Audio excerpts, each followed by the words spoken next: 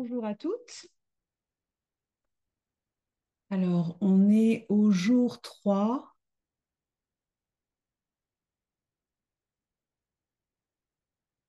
On est au jour 3 du défi plus d'amour et plus d'affirmation. Aujourd'hui, on va prendre le temps de parler euh, du passé et comment il te pétrifie sur ton présent et sur ton futur. Alors, je vais te donner quelques instants pour arriver, voir un peu en attendant.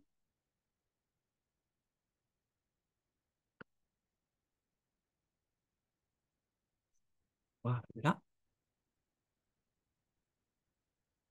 Alors, on est au troisième jour du défi plus d'amour et plus d'affirmation. S'aimer, c'est décliner les crises de panique et les abus de pouvoir de nos enfants intérieurs ou de nos ados intérieurs. Bonjour. Euh, S'aimer, c'est identifier qu'il y a des parts de nous qui nous font des pièges relationnels, ça boude, ça n'est pas content, ça n'est pas assez regardé. Et c'est un merveilleux cadeau pour voir où tu en es dans ta démarche de quitter la mère sacrificielle ou le père sacrificiel. La mère sacrificielle, c'est un rôle que tu t'attribues très tôt pour survivre à toute la douleur de ne pas être encouragé à pousser dans tes deux émanations féminines et masculines. La mère sacrificielle est énormément demandée aux femmes qui sont perçues comme dangereuses car elles ont des archétypes féminins qui sont antonymes aux valeurs patriarcales qui ont choisi une place pour les femmes et surtout pas des places où les femmes sont respectées comme des conceptrices, des créatrices. Donc pour survivre, on passe un bon bout de notre vie dans du sacrificiel et pour pas trop le toucher, on peut avoir beaucoup de liens de souffrance, de liens de fusion avec les membres de la famille, les intimes, ce qui fait qu'on vit beaucoup d'intrusions. Ça, je pense que tu le sais. On va aller un peu plus loin aujourd'hui.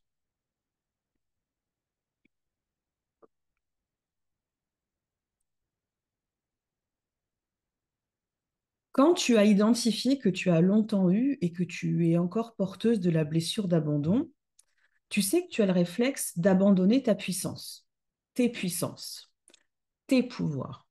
Et tu vas les confier à ce que tu estimes être une autorité en capacité de le gérer. Ça, c'est si tu es à peu près consciente. Souvent, ce qui se passe, c'est que ton autorité familiale va t'expliquer que ses pouvoirs et ses puissances, il faudrait mieux que tu les laisses à maman, à papa, il faudrait mieux que tu les laisses à ton mari, à ton oncle, à ton parrain, etc. Aujourd'hui, avec cette rentrée, bah, tu es invité à vouloir récupérer ses pouvoirs, récupérer ses puissances. Et aussi, faire un petit constat qui va piquer temporairement la tronche, le temps que tu le digères, c'est que ces pouvoirs et ces puissances ont participé à la réussite, à la santé, à la relation de ton intime. Alors ça, c'est une dynamique qu'on retrouve beaucoup dans le couple. Monsieur file à madame ses pouvoirs émotionnels et madame file à monsieur tous ses pouvoirs de matérialisation. Comme ça, on s'assure qu'on ne se quittera jamais puisque chacun a son ancrage, alors qu'à la base, j'ai au moins trois ancrages. L'ancrage ciel, mes connexions. L'ancrage terre, j'ai ma place sur terre et ma matérialisation. Et mon ancrage cœur, où je rayonne. Quand on fait ça en couple, on s'assure qu'il y en a un qui garde le pouvoir de l'ancrage ciel et l'autre à l'ancrage terre. Euh, et même si on s'offusque à le découvrir, il faut se donner le droit de faire l'enquête. Quel est mon bénéfice secondaire à m'assurer que je n'ai pas tous mes ancrages? Souvent, ce qu'on découvre, en tout cas pour les femmes, c'est ben, si j'ai tous mes ancrages, je me méfie de mes émotions, potentiellement de mes caprices, et j'ai peur que s'il me saoule, je le quitte, parce qu'en fait, j'ai tout, donc j'ai rien à perdre. Autant te dire qu'en face, ça s'est perçu. Euh, et c'est pour ça que quand on observe les séparations et les divorces, les femmes sont souvent totalement perdantes puisqu'elles se sont beaucoup investies pour le foyer, la famille, et l'argent a plus servi pour les loisirs que pour l'investissement du quotidien. Je ferme la parenthèse. Maintenant que tu sais que tu es encouragé, voire programmé à faire comme ça, revenons sur cet enfant et cet ado intérieur qui peut te faire des caprices parce que tu ne la regardes pas assez, parce que l'extérieur ne la regarde pas assez et que tu la laisses faire en fait ce caprice. Tu la laisses faire parce qu'en fait, en un, tu es convaincu que c'est pas forcément, ça vient pas forcément de toi, mais si ça peut venir de toi, ça peut tout simplement venir d'une part de toi qui n'a pas pu grandir quand tu étais enfant. On sait aujourd'hui que le système nerveux, l'adolescence adulte, l'adolescence, s'arrête à 25 ans. Donc ça veut dire que de ta naissance à 25 ans, tu as des étapes où tout ton système nerveux qui est porteur de ta lumière va nourrir l'équilibre acido-basique au niveau physiologique, mais au niveau énergétique, au niveau de ton monde émotionnel et mental. Donc, quand tu es face à une part de toi qui fait une crise d'attention, toi qui t'es juré de verbaliser ce que tu avais besoin de verbaliser, toi qui t'es juré quand même d'être présentable, d'être une bonne fille, une bonne femme, tu peux être totalement désemparé de cette part de toi qui sort une énergie et qui exige que tout le monde s'arrête pour qu'on la regarde. Tout le monde doit s'arrêter pour qu'on me regarde. Et on a tout ça en nous, hein. On a beau le dissimuler, il y a des parts de nous par période, surtout quand on a des dates d'anniversaire et des poussées de croissance importantes qui vont te faire des pushs pour, voilà, des pushs. Viens, voilà, viens. Oui, je suis en direct quand même. Oui. Des pushs pour avoir de l'attention. Je peux pas faire mieux là. J'ai quatre chats quand même, hein.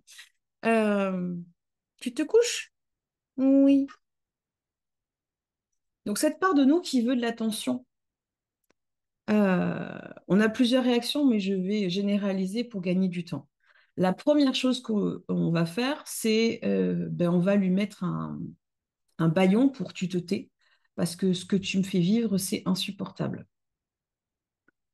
La deuxième, c'est que ben, on pensait être armé et quand cette part de nous, elle fait cette crise d'attention très, très envahissante, euh, on ne se sent pas armé à savoir la maîtriser, à savoir la calmer. Euh, et la troisième, c'est je fuis et je fais autre chose. Donc on retrouve vraiment tout le système nerveux, c'est soit je suis figé, soit je me barre. Voilà. Tu peux aussi avoir l'intellect qui veut essayer de comprendre, mais l'intellect n'est pas émotionnel. L'intellect. Donc maintenant, je fais comment avec cette part de moi qui veut avoir beaucoup d'attention? En un, je me demande basiquement, je reviens au basique. Est-ce que je m'hydrate bien? Est-ce que je mange bien? Est-ce que je me couche à des heures qui me permettent de me ressourcer? Et la quatrième, est-ce que je fais un nettoyage énergétique pour euh, vider tout ce que j'aurais pu absorber? Parce que cet enfant intérieur, en fait, tout simplement, c'est un empathe qui n'a pas reçu d'éducation pour réguler ce qu'elle reçoit et ce qu'elle absorbe. Elle s'est considérée comme une éponge. Je suis une éponge, j'absorbe tout. Oui, alors ça va un temps, mais je l'enseigne, je le rabâche. La porosité émotionnelle, ça se nettoie, ça s'apprend. Mais il faut que tu aies une volonté de grandir. Et que quand tu n'as pas de volonté de grandir, euh, bah, tu es face à je me sens bloqué. Donc, tu dois revenir à plus loin. Pourquoi il y a une part de moi qui ne veut pas grandir?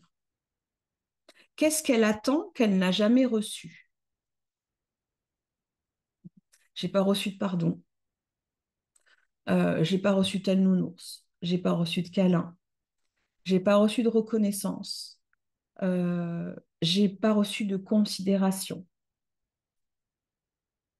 Et c'est à ce moment-là que tu peux démarrer un travail où tu vas te sentir en pouvoir en tant que mère et père intérieur,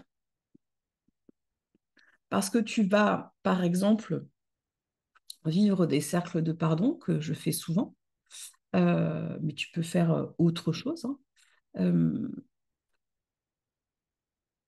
Tu vas amener à cette part de toi qui exige qu'on lui donne quelque chose pour grandir, tu vas la sortir de la pétrification, c'est-à-dire qu'elle est enracinée dans le passé et elle n'arrive pas à le quitter. C'est pas qu'elle veut pas, c'est qu'elle peut pas. Parce qu'à force d'être restée à cet endroit, elle s'est figée, voire elle s'est minéralisée. Et pour avoir plus d'amour pour cette part de nous, il faut la sortir de cet espace où elle est bloquée. Et maintenant, il faut revenir à toi. Nous, on sait que cette part plus petite, elle a peur de grandir parce que elle exige qu'on lui donne quelque chose que l'autorité nourricière, qui est normalement la mère, l'autorité protectrice, qui est normalement le père. Oui, ça m'étrangle parce que je dis c'est normalement la mère. C'est pas forcément vrai, hein. Euh, ou l'autorité familiale. Euh, Elle est figée. OK. Maintenant, toi, adulte, revenons à toi pour que tu puisses t'affirmer. On a la part enfant qui a besoin d'amour pour grandir, pour relancer le processus de croissance. Et on a la part adulte qui m'écoute ou qui me regarde et qui veut s'affirmer dans cette situation pour que tout le monde soit gagnant. Quel a été ton bénéfice secondaire d'avoir une part de toi qui n'a pas pu reprendre sa croissance?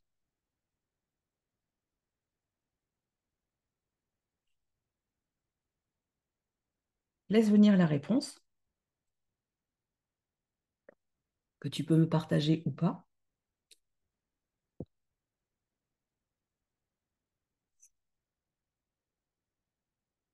Cette part de toi qui n'avait pas forcément conscience que tu bloquais euh, la que tu bloquais, enfin, que tu il y avait une part de toi qui ne pouvait pas grandir, elle avait un bénéfice secondaire.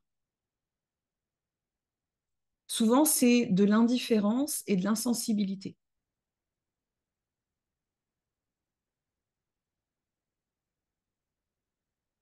Ça veut dire que si elle reprend sa croissance et tu lui donnes ce qu'il faut, en passant par toujours la même chose, ta propre autorité suprême divine, euh, et pour la retrouver, ben, tu peux commencer par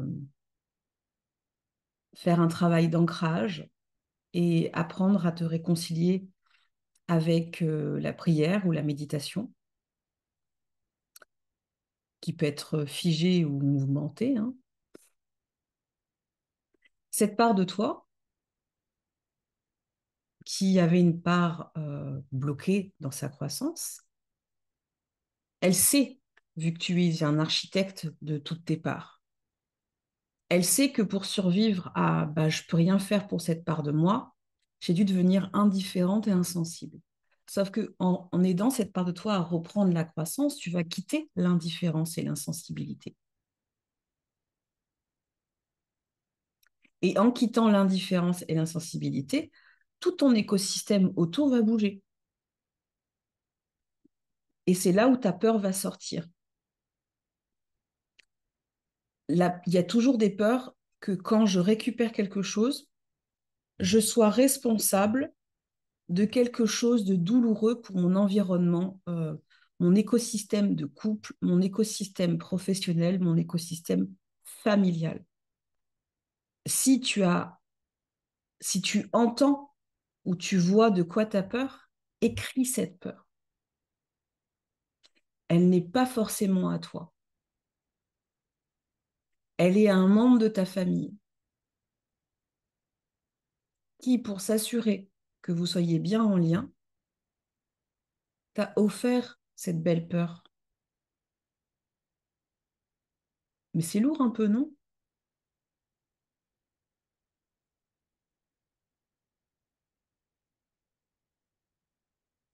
Et donc, quand tu as identifié cette peur, tu as le droit de demander de rendre à ton aïeul ou aïeux cette peur. Et tu lui fais une micro-lettre. Cher aïeux, cher aïeul, je viens de découvrir cette peur qui est apparemment quelque chose que tu as vécu ou que tu as reçu en legs. Je reviens vers toi pour te la rendre. Euh, j'ai allumé une bougie pour toi et je souhaite que tu la récupères. Je te remercie de me l'avoir offert. Elle m'a sûrement servi pendant 20, 30, 40 ans, 50 ans. Aujourd'hui, je te la rends. Et comme on ne peut pas forcer quelqu'un à reprendre quelque chose, tu la déposes sur son paillasson. Voilà, ça passe.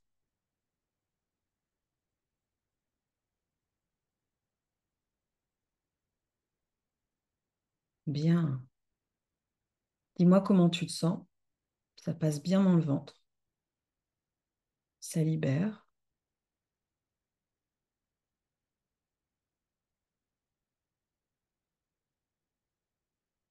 Et dis-toi bien que la blessure d'abandon, qui est celle qui nous challenge à se sentir confortable avec nos puissances et nos pouvoirs, elle a plusieurs couches. Et même si tu peux être super forte, parce que tu es un cerveau différent, un HP, etc., le qualificatif que tu vas mettre sur ça, euh, il te faudra accepter d'être sur plusieurs cycles pour libérer plusieurs couches de blessures d'abandon qui sont souvent dissimulées, mais avec tout est en train de remonter en ce moment, donc c'est intéressant de voir ce qui remonte. Pour conclure avec ce jour, je te dirais que euh, tu as aussi le droit, tu as aussi le droit de décliner, de porter les plaies d'abandon, les blessures d'abandon de ton intime, des membres de ta famille, de tes proches, de ton ou ta partenaire et aussi de tes enfants.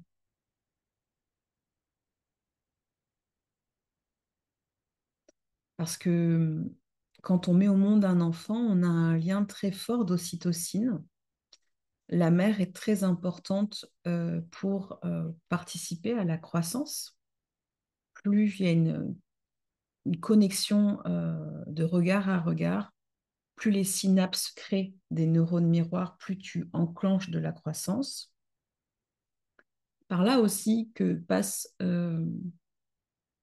un transfert de plaies, particulièrement quand on pense que ils vont pas s'en sortir avec toutes ces choses qu'ils ont eues en héritage. Et c'est comme ça que tu peux et qu'on se fait avoir en portant les plaies de nos enfants, point, virgule, mais aussi de nos parents quand on a été parentifié. Donc, comment tu sais quand tu es parentifié? C'est quand tu es en charge de choses qui n'ont rien à voir avec ton couple parental, avec les responsabilités de ton père, les responsabilités de ta mère. Et tu peux être parentifié très tôt sans te rendre compte, parce que pour toi, c'est normal. Donc, dans les deux cas, tu as le droit de décliner.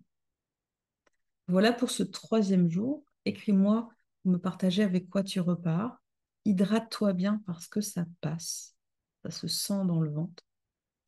Et, euh, et si tu veux aller plus loin, tu as le défi Bye Bye la procrastination qui est au mois de septembre. Euh, Tu auras le bootcamp S'aligner avec sa signature qui démarrera en octobre et qui sera sur octobre, novembre, décembre, si je me souviens bien, pour plus au niveau pro. Et tu auras la formation Mon arbre gynécologique, qui est une formation pour défaire sur plusieurs couches et générations le harcèlement fusionnel subtil euh, dont tu peux être détentrice et porteuse. Belle journée à toi!